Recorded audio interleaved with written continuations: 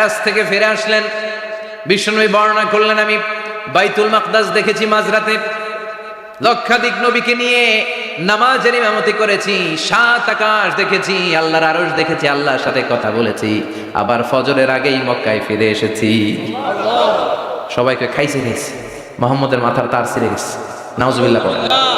আবু জাহেল, উতবা, সাইবা সবাই মিলে একটা সুযোগ পেল, বললো এতদিন আমরা আবু বকররে বুঝাইতে পারি না, আজকে মোহাম্মদ যে গাঞ্জাখুরি কথা বলে এটা বললে আবু বকররে আমাদের দলে নিয়ে আসা যাবে। সবাই সাইয়েদনা আবু বকরের কাছে যায়, যে বলে আবু বকর জানো নাকি তোমার নবী নতুন কথা আমদানি করেছে? কি বলেছে আমার নবী? তোমার নবী বলে মাঝরাতে বাইতুল মাকদাস গিয়েছে। বাইতুল মাকদাসে তখন দ্রুতগামী ঘোড়া দিয়ে ছুটলেও যেতে লাগে 15 দিন। অ্যাবাউট টার্ন কাম ব্যাক, ফিরে আসতে আরো 15 দিন, মোট কয় দিন? 1 মাস, যেতে আসতে 1 মাস। তোমার নবী মাঝরাতে নাকি বাইতুল মুকাদ্দাসে ইমামতি করছে, 7 আকাশ ঘুরেছে, আল্লাহর আরশ দেখেছে, আল্লাহর সাথে কথা বলেছে, আবার ভোর হওয়ার আগে নাকি মক্কার জমিনে ফিরে এসেছে। আবু বকর বললেন আসলেই কি আমার নবী এই কথা কইছে? সবাই এক বাক্যে বলে হ্যাঁ, তোমার নবী মুহাম্মদ এই কথা বলেছে। আবু বকর দ্ব্যর্থহীন কণ্ঠে ঘোষণা করে দিলেন, আমার নবী যদি এক কথা বলে থাকে, আমার নবী সত্য বলেছে, সত্য বলেছে, তিনি কখনো মিথ্যা বলতে পারে?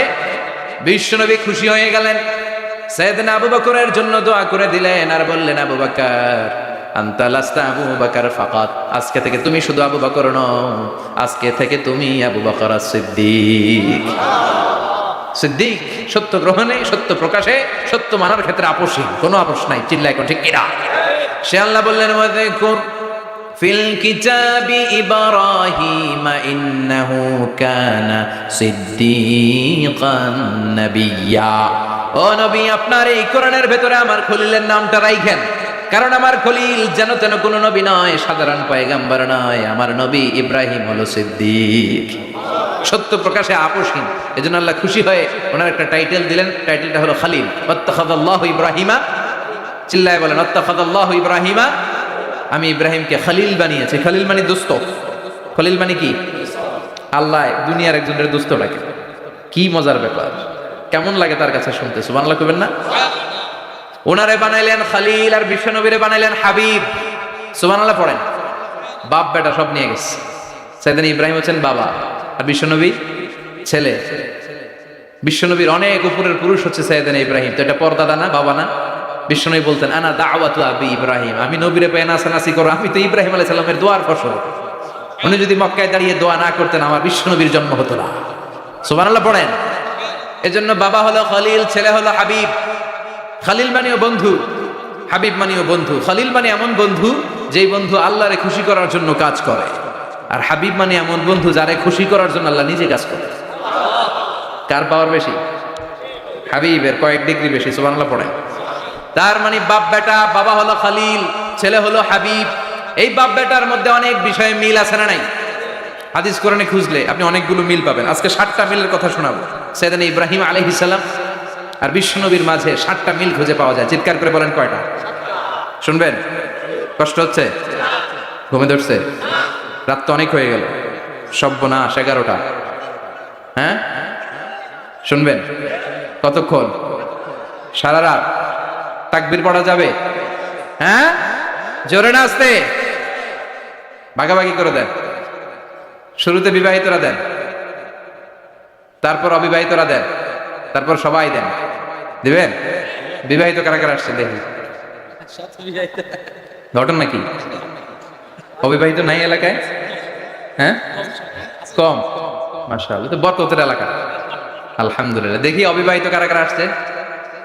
ওমা, এগুলাই লোকের থেকে আবার 2 হাত ফিরে তুলছে না? 1 হাত, 1 হাত। ঠিক আছে, মাশাআল্লাহ।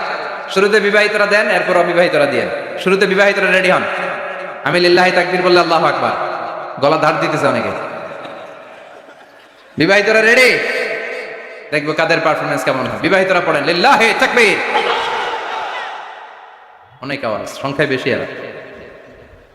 এবার অবিবাহিতদের পালা। হ্যাঁ, অবিবাহিতরা রেডি? দেখি কি অবস্থা। এবার অবিবাহিতরা দাও লিল্লাহি তাকবীর।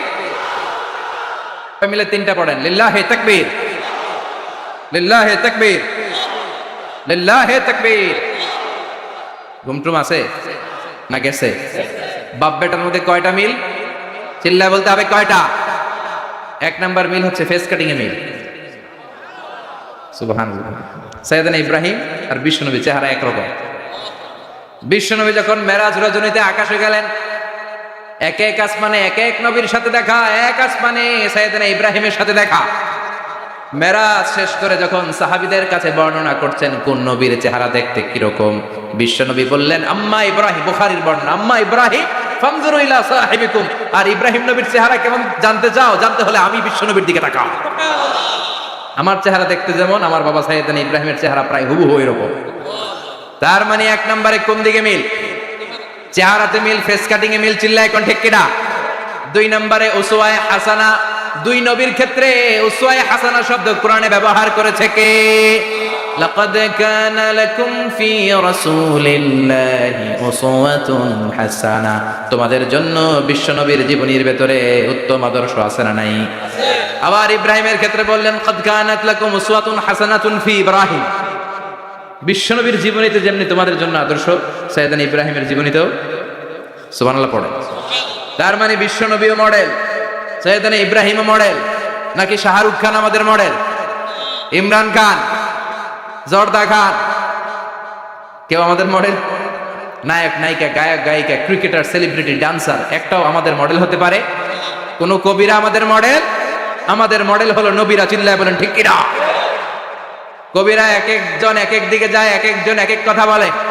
আউলা ঝাউলা চুল নিয়ে চলে, যার মাথা দিয়ে যেটা বেরোয় সেটা বলে, কিন্তু একজন নবী যেটা বলে অন্য নবী বিপরীত বলে না। কারণ কবিরা কথা বলে তাদের মন মস্তিষ্ক প্রসূত কথা থেকে, আর সব নবীদের কথা আসে একটা হেডকোয়ার্টার থেকে। হেডকোয়ার্টারটা কার? কোন নবী বলছে আল্লাহ একজন, আরেক নবী বলছে না দুইজন হতে পারে। কোন নবী বলেছে আখিরাত আছে, আরেক নবী আইসা বলছে নাও থাকতে পারে। এরকম কইছে? কারণ কবিদের মতো ওনারা মাথায় যা আসে পাগলের মতো তাই বলে না, তাদের মাথায় কথা আসে একটা হেডকোয়ার্টার থেকে। চিল্লায় বলেন হেডকোয়ার্টারটা কার? আল্লাহ বললেন উসওয়ায়ে হাসানা, বিশ্বনবীও তোমাদের জন্য আদর্শ, সাইয়েদনা ইব্রাহিম আদর্শ। তার মানে আদর্শিক দিক থেকে দুই নবীর মিল আছে না নাই? তিন নাম্বার, দুইজন নবী উলুল আজমি মিনার রাসূল। এই পৃথিবীতে পাঁচজন নবীকে আল্লাহ শ্রেষ্ঠ নবী বলেছেন। নূহ আলাইহিস সালাম, ইব্রাহিম আলাইহিস সালাম, মূসা আলাইহিস সালাম, ঈসা আলাইহিস সালাম, বিশ্বনবী মুহাম্মদ রাসূলুল্লাহ সাল্লাল্লাহু আলাইহি ওয়াসাল্লাম। এই পাঁচজনের ভিতরে বাপ বেটা আছে না নাই? কথা কর। চার নম্বর মিল হলো বাপ বেটা দুইজনই কাবা বানিয়েছে। আল্লাহু আকবার। সাইয়েদনা ইব্রাহিম বানিয়েছে বয়স্ক অবস্থায়, বিশ্বনবী বানিয়েছেন শৈশবকালে। পড়েন সুবহানাল্লাহ। বিশ্বনবীর বয়স মাত্র 10 বছর। কয় বছর? 10 বছর বয়স আমরা লুঙ্গিও পড়তাম না। কথা কন। ছোট বাচ্চারা অনেক সময় এই বয়সে লুঙ্গি খুলে ফেলায় না? গরমকাল আসলে লুঙ্গিগুলা সব খালের সামনে থুইয়া ডুবায়, চোখগুলা লাল করে পরে বাইরে আছে না নাই? কিন্তু বিশ্বনবী লুঙ্গি খোলেন না, লুঙ্গি পড়ে থাকে। কাবা ঘর নির্মাণের কাজ শুরু হলো, বিশ্বনবী পাথর টানতে শুরু করলেন। বিশ্বনবীর বয়সের 8-10 বছরের ছোট বাচ্চারা সবগুলা লুঙ্গি খুইলা কান্দে লইছে। সব বাচ্চারা লুঙ্গি খুলে কাঁধে নিয়েছে, আর ওই কাঁধের লুঙ্গির উপরে পাথর নিয়েছে যাতে ব্যথা না পায়। বুদ্ধি আছে। লুঙ্গি খুলে কাঁধে রেখেছে, কাঁধের উপরে পাথর রেখেছে। কিন্তু বিশ্বনবী, সবাই পাথর টানে একটা, বিশ্বনবী টানে দুইটা, কিন্তু বিশ্বনবী লুঙ্গি খোলে না। কি নবী ছিলেন, কি লাজুক ছিলেন! এখন আমাদের মধ্যে লাজুকতা নাই। বাবা ছেলে মেয়ে সব মিলে একসাথে হিন্দি সিরিয়াল দেখে, এরকম ফ্যামিলি আছে না নাই? লাজুকতা হারাতে বসেছি। আল হায়াউ শু'বাতুম মিনাল ঈমান। লাজুকতা ঈমানের অঙ্গ। ইযা লাম তাসতাহি ফাসনা মা শি'তা। যখন তোমার লজ্জা থাকবে না, তোর যা মন চায় তুই তাই করতে পারবি। লাজুকতা আমরা হারাতে বসেছি, কোনো ক্ষেত্রে আমাদের লাজুকতা নাই। বিশ্বনবী এত লাজুক ছিলেন, হালিমাতুস সাদিয়া বলে 5 বছর কুরাইশি মুহাম্মদকে আমি লালন পালন করলাম, একদিনও কাঁদতে দেখি নাই। ক্ষুধা লাগলেও কাঁদে না, ব্যথা পেলেও কাঁদে না, শুধু লজ্জাস্থানের জায়গা থেকে কাপড় সরে গেলে মুহাম্মদ চিৎকার দিয়ে ওঠে। কি লাজুক ছিলেন বিশ্বনবী! পাথর টানে কিন্তু লুঙ্গি খোলেন। আশেপাশের বন্ধু বান্ধব সব লুঙ্গি খুলে টানতেছে। চাচা আবু তালেব দৃশ্যটা দেখলেন, কিরে সবাই লুঙ্গি খোলা, এটা লুঙ্গি ছাড়া কেন? এটার গায়ে তো লুঙ্গি আছে। বিশ্বনবী ডেকে বললেন, মুহাম্মদ লুঙ্গি খোলো। কি খোলো? সবাই খুলছে, তুমিও খোলো। তুমি কাঁধে ব্যথা পাবে, কাঁধে লুঙ্গি রেখে পাথর টানো। বিশ্বনবী বললেন, না আমি ব্যথা পাই না, আমি লুঙ্গি খুলবো না। চাচা বললো, আরে ছোট মানুষ, সমস্যা নাই, খোলো। গোছা ধরে টান দিবে, টান দেওয়ার আগে বিশ্বনবী বেহুশ হয়ে জমিনে পড়ে যায়। লুঙ্গি খোলা আর হয় নাই। বিশ্বনবীর লজ্জাস্থানও কেউ দেখে নাই। আল্লাহু আকবার। তার মানে কাবা ঘর নির্মাণের দিক থেকে বাপ বেটার মধ্যে মিল আছে না নাই? সাইয়েদনা ইব্রাহিম কাবা বানালেন বয়স্ক অবস্থায়, বিশ্বনবী বানালেন শৈশবকালে, পড়েন সুবহানাল্লাহ। এরপর 6 নম্বরে মিল হলো, বাপ বেটা দুইজনেই ইসলামের কারণে, কোরআনের দাওয়াত দেওয়ার কারণে ঘর ছাড়া হয়েছে। সাইয়েদনা ইব্রাহিমও ঘর ছাড়া, বিশ্বনবী ঘর ছাড়া হলেন, মক্কা থেকে গেলেন মদিনায়। কিন্তু সাইয়েদনা ইব্রাহিমের ঘর ছাড়াটা এত সহজ না। উনি জন্মেছিলেন ইরাকের, ইনশাআল্লাহ পড়েন। এই জন্য বাপ বেটার 6 নাম্বার মিল, বাপ বেটা দুজনই ঘর ছাড়া, বাপ বেটা দুইজনই জন্মস্থান ছাড়া। বিশ্বনবী মক্কা থেকে মদিনায়, আর সাইয়েদনা ইব্রাহিম নিজ এলাকা বাবেল থেকে গোটা বিশ্বের আনাচে কানাচে। চিল্লায় বলেন ঠিক কিনা? 6 নাম্বার মিল, বিশ্বনবী বললেন ইন্নী হারামতুল মদিনা কামা হারামা ইব্রাহিম মক্কা। আমি মদিনাকে হারাম ঘোষণা করেছি যেমনি সাইয়েদনা ইব্রাহিম মক্কারে হারাম ঘোষণা করেছে। আপনারা যারা হজ উমরা করেছেন তারা জানবেন, মক্কা মদিনার চারিদিকে একটা বাউন্ডারি আছে, এটার বলে হুদুদুল হারাম। পিলার আছে, ওই পিলারে লেখা হুদুদুল হারাম। কি লেখা? এইখানে মারামারি, ঘুষাঘুষি, কিলাকিলি সব হারাম। খুন করেও যদি, সৌদিতে খুন হয় না, কথা কয় না? সৌদি আরবে ধর্ষণ হয় না? হয়তো কম হয়। খুন হয় না? হয়। কোনো খুনিও যদি এই হুদুদুল হারামের ভিতরে ঢুকে, পুলিশ ওরে মারতে পারবে না। ওরে ভুলায় ভালায় ফুসলায় বাইরে নিয়ে মায়। হুদুদুল হারামের বাইরে নিয়ে মায়, ভিতরে মারামারি করা যাবে? তো এই যে হুদুদুল হারামের বাউন্ডারিটা, মদিনারটা দিয়েছেন, ঠিক করে দিয়েছেন বিশ্বনবী, আর মক্কারটা দিয়েছেন সাইয়েদনা ইব্রাহিম। বাপ বেটা মিল আছে না নাই? এরপরে বাপ বেটার মধ্যে 7 নম্বরে মিল হলো, বাপ বেটার একজন হলো সব নবীদের নেতা, আর একজন হলো সব নবীদের পিতা। একজন সব নবীদের নেতা বিশ্বনবী, ঠিক কিনা? আরেকজন সব নবীদের পিতা সাইয়েদনা। এই জন্য আমরা যখন শেষ বৈঠকে নামাজের শেষ বৈঠকে যখন সালাম ফেরার জন্য প্রস্তুতি নেই, তার আগে বাপ বেটা দুইজনের উপরে সালাম আছে না নাই? একটা দুরুদ আছে না নাই? দুরুদের নাম দুরুদে আল্লাহুম্মা সাল্লি আলা মুহাম্মদ ওয়া আলা আলি মুহাম্মদ কামা সাল্লাইতা আলা ইব্রাহিম ওয়া আলা আলি ইব্রাহিম ইন্নাকা হামিদুম মাজিদ। আল্লাহ সাইয়েদনা ইব্রাহিম ও তার বংশের উপর যেমনি রহমত প্রেরণ করেছেন, বিশ্বনবী ও তার বংশের উপর রহমত নাজিল করে। আল্লাহুম্মা বারিক আলা মুহাম্মদ ওয়া আলা আলি মুহাম্মদ কামা বারাকতা আলা ইব্রাহিম ওয়া আলা আলি ইব্রাহিম ইন্নাকা হামিদুম মাজিদ। ও আল্লাহ, সাইয়েদনা ইব্রাহিমের বংশের উপর এবং তার উপর যেমনি বরকত নাজিল করেছেন, বিশ্বনবী ও তার বংশের উপর তেমনি বরকত নাজিল করে। দেখেন, দুইজনের কথাই আছে, বিশ্বনবীর কথাও আছে, সাইয়েদনা ইব্রাহিমের কথাও আছে। এই 7টা দিক থেকে বাপ বেটার মধ্যে মিল রেখেছে কে? আর আল্লাহ বললেন, এই ফ্যামিলিতে আমি কিতাবও দিয়েছি, নবুয়তও দিয়েছি। ওয়াজআলনা ফি যুররিয়াতিহিন নুবুওয়াতা ওয়াল কিতাব। সাইয়েদনা ইব্রাহিমের ফ্যামিলির ভেতরে আমি নবুয়ত দিয়েছি, কিতাব দিয়েছি। এই পৃথিবীতে যত নবীর নাম আপনি বলবেন, সবগুলো সাইয়েদনা ইব্রাহিমের নাতিপুতি। লক্ষাধিক নবী পৃথিবীতে, 5-7 জন ছাড়া। কজন ছাড়া? উপরের 5-7 জন ছাড়া যত নবী আপনি নাম বলতে পারবেন, যাদের নাম জানি কিংবা জানি না, সব সাইয়েদনা ইব্রাহিমের বংশধর, ওনার নাতিপুতি। ওনার আল্লাহ 86 বছর বয়সে দিলেন সাইয়েদনা ইসমাইল আলাইহিস সালামকে। ওনার বয়স যখন 100, তখন দিলেন সাইয়েদনা ইসহাক আলাইহিস সালামকে। তাহলে ওনার প্রথম ছেলের নাম? দ্বিতীয় ছেলে?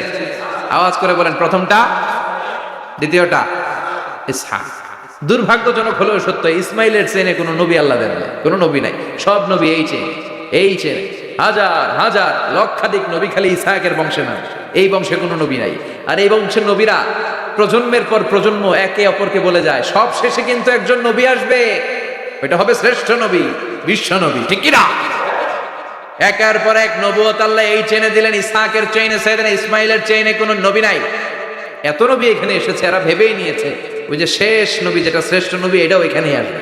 কিন্তু আস্তে আস্তে হাজার হাজার লক্ষাধিক নবী আল্লাহ এইখানে পাঠিয়ে সাইয়েদনা ঈসা আলাইহিস সালামের পরে আল্লাহ স্টপ মেরে দিলেন। স্টপ মেরে দিয়ে 570 বছর পরে শ্রেষ্ঠ নবীটারে আল্লাহ এই চেনে পাঠিয়ে দিলেন। এজন্য আমরা হচ্ছি বানি ইসমাইল। আমরা কি? বিশ্বনবী হচ্ছেন বানি ইসমাইল, বিশ্বনবী কি? আর এরা হচ্ছেন বানি Israil. Changing the leadership from বানি ইসরাইল টু বানি ইসমাইল। এজন্য অহংকারীদের পরিণাম শুভ হয় না। এরা নবী পেতে পেতে এই প্রজন্ম অহংকারী হয়ে উঠেছিল, আর গালি দিচ্ছিল এই চেইনটা আটকুরা চেইন, নবী আসার দিক থেকে এই চেইনে কোনো নবী নাই, সব নবী এই চেইনে আমরা পাই, আর শ্রেষ্ঠ যে নবীটা আসবে সেটাও এই চেইনে আসবে। আল্লাহ কয় না, আমি খেলা উল্টায় দিব, সব নবী এখানে পাঠালেও শেষ নবী আমি এখানে পাঠাবো না। শেষ নবী আল্লাহ তাআলা সাইয়েদনা ইসমাঈলের চেনে পাঠিয়ে দিয়েছেন। চিৎকার করে পড়েন আল্লাহু আকবার। পৃথিবীর সর্বশ্রেষ্ঠ তিনটা ধর্ম, ইহুদিবাদ, খ্রিস্টবাদ আর ইসলাম, এই তিন ধর্মের উৎপত্তি হচ্ছে সাইয়েদনা ইব্রাহিম থেকে। এজন্য এই তিনটা ধর্মকে একসাথে বলে অ্যাব্রাহামেটিক ফেইথ, কম্পারেটিভ রিলিজিয়ন। তুলনামূলক ধর্মতত্ত্ব নিয়ে যাদের পড়াশোনা আছে তারা জানবেন এই তিনটা ধর্মই আল্লাহর দেয়া, কিন্তু ইহুদিবাদ আর খ্রিস্টবাদ আল্লাহর দেয়া শরীয়তের উপর চলতে পারে নাই, শুধু চলতে পেরেছে ইসলাম। চিল্লা এখন ঠিক কিনা? এই জন্য প্রতি নামাজে আমরা বলি গায়রিল মাগদুবি আলাইহিম ওয়ালাদ-দাল্লিন। ও আল্লাহ, যারা মাগদুব মানে ইহুদিরা, তাদের পথে আমরা হাঁটতে চাই না। আবার যারা দল্লিন পথভ্রষ্ট খ্রিস্টানদের পথেও আমরা হাঁটতে চাই না, আমরা হাঁটতে চাই ইসলামের পথে, ঠিক কিনা? আমরা যদি হাঁটতে যেয়ে পথ ভুলে যাই, পথ দেখিয়ে দেয় কে? আমি যদি কোনো দিন পথ ভুলে যাই, হাতছানি দিয়ে কাছে নিও, মমতার বন্ধনে আমায় বেঁধে সব ভুল ক্ষমা করে দিও। চিল্লায় পড়েন আমিন। আল্লাহ বললেন ওয়াজআলনা ফি যুররিয়াতিহিন নুবুওয়াতা ওয়াল কিতাব। আমি সাইয়েদনা ইব্রাহিমের বংশের মধ্যে নবুয়ত দিয়েছি, কিতাবও দিয়েছি। সাইয়েদনা ইব্রাহিম আলাইহিস সালামের উপর কিতাব আছে না নাই? কি নাম কিতাবের? সুহুফ ইব্রাহিম। কোরআনে নাই? আছে না নাই? ইন্না হাযা লাফিস সুহুফিল উলা সুহুফি ইব্রাহিম ওয়া মূসা। সুবহানাল্লাহ পড়ে। অনেক আল্লাহ কিতাব দিয়েছে, নবুয়ত দিয়েছে, সব নবীদের বাবা বানিয়েছে। ওনার উপাধি হচ্ছে আবুল আম্বিয়া। আবার ওনার নামে আল্লাহর কোরআনের ভেতরে 114 সূরার একটা সূরা আছে না নাই? সূরাটার নাম সবাই কোন? আলিফ লাম রা। কিতাবুন আনজালনাহু ইলাইকা লিতুখরিজান নাসা মিনাজ যুলুমাতি ইলান নূর। সুবহানাল্লাহ। সূরা ইব্রাহিম, আলিফ লাম রা, কিতাবুন আনজালনাহু ইলাইকা। ওই নবীর নামে কোরআনের ভিতরে সূরা দিয়েছে কে? আবার আল্লাহ বললেন, গোলাম জেনে রাখো, উনি তোমাদেরকে মুসলমান নামকরণ করেছেন। তাই ইসলামে যারা অন্তর্ভুক্ত হবে সব মুসলমানদের পিতা আমি আল্লাহ তারা নির্বাচিত করেছি। মিল্লাত আবিকুম ইব্রাহিম হুয়া সাম্মাকুমুল মুসলিমিন। আওয়াজ করে বলেন, মুসলিম জাতির পিতার নাম কি? আমাদের জাতির পিতা কেডা? সবাই কোন? মনে থাকবে না ভুল করবেন? ভুল করবেন? জাতির পিতা কে? চিল্লায় বলেন, জাতির পিতা কে? মিল্লাত আবিকুম ইব্রাহিম হুয়া সাম্মাকুমুল মুসলিমিন, যিনি তোমাদেরকে মুসলমান বলে অভিহিত করেছে। আবার আল্লাহ বললেন, ইব্রাহিম সবাইরে তুমি মুসলমান নাম রাখলে তুমি মুসলমান হও। আসলিম ক্বালা আসলামতু লিরাব্বিল আলামিন। বলতে দেরি, কালিমা পড়ে মুসলমান হতে দেরি নাই। চিল্লায় পড়েন আল্লাহু আকবার। আবার আল্লাহ বলে, আমার নবী ইব্রাহিম এমন নবী, এই নবীর মতো বিনয়ী নবী নাই। ইন্না ইব্রাহিম লাহালিমুন আওয়াহুম মুনীব।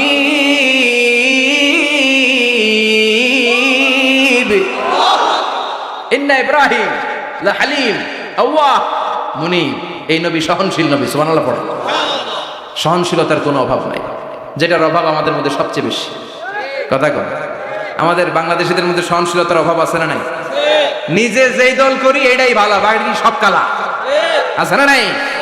আমি তাবলীগ করি তো আমি ভালো, বাকি সব বাতিল। আমি জামাত ইসলাম করি তো আমি হক, বাকি সব বাতিল। আমি আহলে হাদিস তো আমি সেরা, আমার মতো সেরা কেউ নাই। এরকম অসহনশীল মানসিকতা আছে না নাই?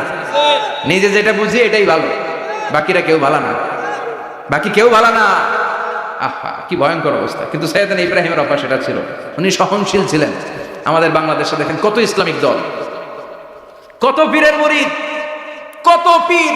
এই দেশে যত পীর, অনেক দেশে জনগণ এত নেই। কথা কন, এত পীর এই দেশে, অনেক দেশের জনসংখ্যাও এত না। এক ইসলাম, এক কোরআন, এক নবী, তারপরে গুতাগুতি আছে না নাই? কেউ কাউরে দেখতে পারে না, ঠেলাঠেলি। হ্যাঁ, এ কাফের, তুই কাফের, তোর নানা কাফের, তোর 14 গোষ্ঠী কাফের, তোর পিসাব কাফের, আছে না নাই? কয় আমার পিসাব কাফের হলে তোর পিসাবের 14 গোষ্ঠী কাফের। ওই কাফের মরলে যেখানে কবর দেয়া হবে, ওই কবরের উপরে যে ঘাস উঠবে, ওই ঘাস যে গরু খাবে, ওই গরুর দুধ যে খাবে, ওইটাও কাফের। কথা কয়, আছে না নাই? কেউ কারো ভালো সহ্য করতে পারে। একজন বলছিল, ভাই এই বাংলাদেশের জাতীয় খেলা হাডুডু হইলো কেন? আমাদের জাতীয় খেলার নাম, কথা কন, দেখছেন একটাই সামনে যাইতে চাইলে বাকি সবাই ঠ্যাং ধরে নিচের দিকে নামে। আছে না নাই? সামনে যেতেই দিবে না, ভালো কাজ করতেই দিবে না, কারো ভালোটা কেউ সহ্য করে না। উপরের দিকে উঠতে চাইলে ঠ্যাং বের ওঠার নামায়। এজন্য আমাদের জাতীয় খেলা হাডুডু। কথা বলেন। আল্লাহ বললেন সাইয়েদনা ইব্রাহিমের চরিত্র কিন্তু এমন ছিল না। ইন্না ইব্রাহিম আলা হালিমুন আওয়াহুম মুনিব। আমার ইব্রাহিম ছিল সহনশীল। আল্লাহু আকবার। আমাদের বাংলাদেশীদের এখন সবচেয়ে বেশি দরকার এটা, সহনশীলতা।